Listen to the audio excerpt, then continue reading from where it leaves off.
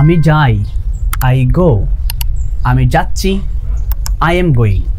আমি খাই, I eat. আমি খাচ্ছি, আই এম ইটিং।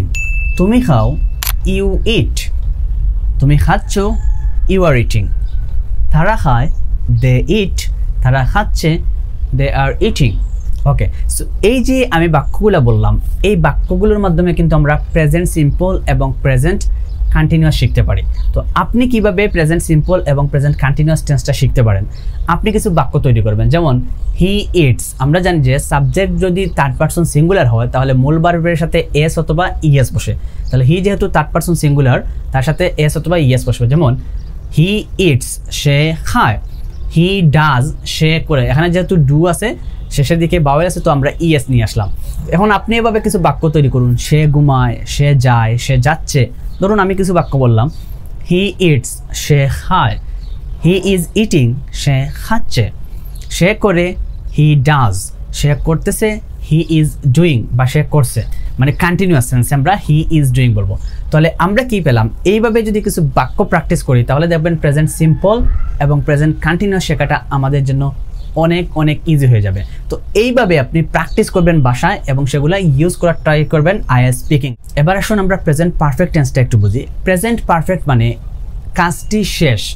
আমরা যখন এমন কোনো কাজের কথা বলতে চাই যেই কাজটি শেষ কিন্তু আমরা টাইম ফ্রেম উল্লেখ করতে চাই না, সেই সময় আমরা প্রেজেন্ট পারফেক্টটা ইউজ করি। অথবা আমাদের লাইফের এক্সপিরিয়েন্সগুলো শেয়ার করতে কি বলতে পারি? আমরা প্রেজেন্ট পারফেক্ট ইউজ করতে পারি। যেমন আমরা বলতে পারি যে উই হ্যাভ ইটেন বার্গার, আমরা বার্গার খেয়েছি। এখন কথা হচ্ছে যে আমরা কোন সময়ে খেয়েছি সেটা আমরা উল্লেখ করতে চাচ্ছি না বা আমরা উল্লেখ করি না, এইরকম সেন্সে আপনি কিন্তু প্রেজেন্ট পারফেক্ট ইউজ করতে পারেন। যেমন আই হ্যাভ ভিজিটেড, আমি ভ্রমণ করেছি। ওকে, আই হ্যাভ স্লেপ্ট, আমি ঘুমিয়েছি। সো এইভাবে বেশ কিছু বাক্য তৈরি করবেন। তৈরি করলে দেখবেন আপনার জন্য কি হয়ে যাবে? অনেক অনেক সহজ হয়ে যাবে। সর্বশেষ যে বাক্যটা সেটা হচ্ছে আই হ্যাভ বিন অথবা he has been. Have been এবং হ্যাজ বিনের পরে ভার্বের সাথে যদি আইএনজি আসে সেটা হয়ে যায় present perfect continuous. Present perfect কন্টিনিউয়াসের মিনিংটা হচ্ছে কোনো একটা কাজ একটা নির্ধারিত সময় থেকে করতেছেন। যেমন আমি বললাম যে I have been learning English since 2019, মানে আমি 2019 সাল থেকে কি করতেছি? ইংলিশ শিখতেছি। মানে ওই সময় থেকে শুরু করে এখন আমি কাজটা করতেছি, মানে কাজটা চলমান, কাজটা কমপ্লিটলি শেষ হয় নাই, হয়তো কিছু শেখা হয়েছে কিন্তু এখনও শিখতেছি। এরকম সেন্সে আমরা প্রেজেন্ট পারফেক্ট কন্টিনিউয়াস ইউজ করব। তো আপনি কিভাবে শিখতে পারেন? আপনি এরকম বলতে পারেন যে I have been eating for 10 minutes, আমি 10 মিনিট ধরে খাচ্ছি। Rahim has been eating for 5 minutes, রহিম 5 মিনিট ধরে খাচ্ছে। তো আমি একটা পিডিএফ দিয়ে দিব, এই পিডিএফে কিছু বাক্য দিব, সেই বাক্যের মতো করে আপনিও আরও 20-30টি করে বাক্য বলবেন এবং সেই কী করবেন? লিখবেন। দেখবেন আপনার জন্য প্রেজেন্টের যে 4টা টেন্স আছে সেটা শেখা অনেক সহজ হয়ে যাবে। আইএলটিএস স্পিকিংয়ে সবচেয়ে বেশি ইউজ হয় প্রেজেন্ট টেন্স এবং পাস্ট টেন্স। সো এবার আসুন আমরা পাস্ট টেন্স সম্পর্কে আলোচনা করি। পাস্টে কি দেখি আমরা? যে ভার্বের যে 2 নম্বর ফর্ম বা B2 দ্বারা আমরা কি করি? পাস্ট টেন্সের বাক্যগুলো মেক করি। আইএলটিএসে এরকম বলা হয় যে I played, I visited. So আপনি কীভাবে প্র্যাকটিস করতে পারেন? আপনি গতকালকে যেই কাজগুলো করছেন সেই কাজগুলো আপনি একটু বলা ট্রাই করবেন। যেমন আই স্ল্যাপ্ট, আমি ঘুমিয়েছিলাম। আই কুকড, আমি রান্না করেছিলাম। আই এট, আমি খেয়েছিলাম। এইরকম করে বেশ কিছু বাক্য তৈরি করবেন।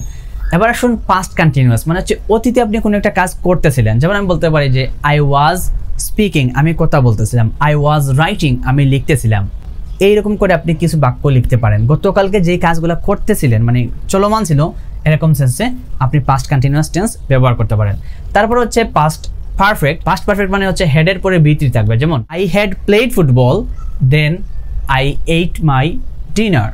তার মানে হচ্ছে আমি ফুটবল খেলেছিলাম, তারপর আমি আমার ডিনারটা খেয়েছিলাম। 2টা কাজ, প্রথমে রাতে ধরেন আমি ফুটবল খেলেছিলাম, তারপর আমি রাতের খাবারটা খেয়েছি। সো এরকম 2টা বিষয়ে যখন আপনি অতীতের বলতে যাবেন তখন একটি হচ্ছে পাস্ট পারফেক্ট দ্বারা আর একটা হচ্ছে পাস্ট সিম্পল দ্বারা। তার সর্বশেষ যেই বাক্য, যেমন past perfect continuous, I had been doing, had been eating, had been sleeping. তো এই বিষয়টা হচ্ছে কি? আই হ্যাড বিন ইটিং মানে আমি হচ্ছে খাচ্ছিলাম। তো বিষয়টা হচ্ছে ধরেন আমি বললাম যে I had been eating for 3 hours, আমি 3 ঘন্টা ধরে খাচ্ছিলাম। যদি আমরা এভাবে বলি না, তো আমরা বলতে পারি যে I had been learning English since 2019, মানে আমি 2019 সাল থেকে ইংলিশটা শিখতেছি, বাট এই শিক্ষাটা এখন আর চলে না, মানে এই শিক্ষাটা শেষ হয়ে গেছে। ওই 2019 সাল থেকে শুরু হয়ে হয়তো 2024 সাল পর্যন্ত চলতে পারে, অথবা 2019 থেকে একটা টাইম পিরিয়ডে এসে কাজটি শেষ। অতীতে একটা সময় ধরে কাজটি চলতেছিল কিন্তু বর্তমানে আর চলতেছে না, এরকম সেন্স আমরা বলতে পারি যে হ্যাড বিন। যেমন I had been realising that English is very important for me, আমি বুঝতে পারতেছিলাম যে, বা আমি রিয়েলাইজ করতে পারতেছিলাম যে ইংলিশ শেখাটা আমার জন্য খুবই গুরুত্বপূর্ণ। এই কথার মানে হচ্ছে আমি আগে হয়তো 2 বছর বা 1 বছর বা 1 মাস কী করছি, ইংলিশ শেখাটা যে আমার জন্য খুব ভালো বা গুরুত্বপূর্ণ সেটা আমি একটু রিয়েলাইজ করতে পারছি, কিন্তু এখন আমি আর রিয়েলাইজ করি না। বিষয়টা এরকম সেন্স আমরা বলবো হ্যাড বিন দ্বারা। সো আশা করা যায় এই দুইটা টেন্স যদি আপনি শিখতে পারেন, মানে পাস্ট পারফেক্ট এবং পাস্ট পারফেক্ট কন্টিনিউয়াস, তাহলে আইএলটিএস স্পিকিংয়ে গ্রামার সেকশনে কিন্তু আপনি মোটামুটি বিভিন্ন টেন্স শো করতে পারবেন এবং গ্রামার সেকশনে ভালো করতে পারবেন। সর্বশেষ আরও দুইটা টেন্সের কথা বলবো, ফিউচার সিম্পল এবং ফিউচার কন্টিনিউয়াস। দেন আপনি কোনো কিছু করবেন, ভবিষ্যতে করবেন, যেমন আই উইল গো, আমি যাব, আই উইল ইট, আমি খাবো, এরকম সেন্সে আপনি উইলের পরে বেস ফর্ম বসাবেন, আপনার ফিউচার সিম্পল হয়ে যাবে। যেমন আই উইল ভিজিট, আমি ভ্রমণ করব।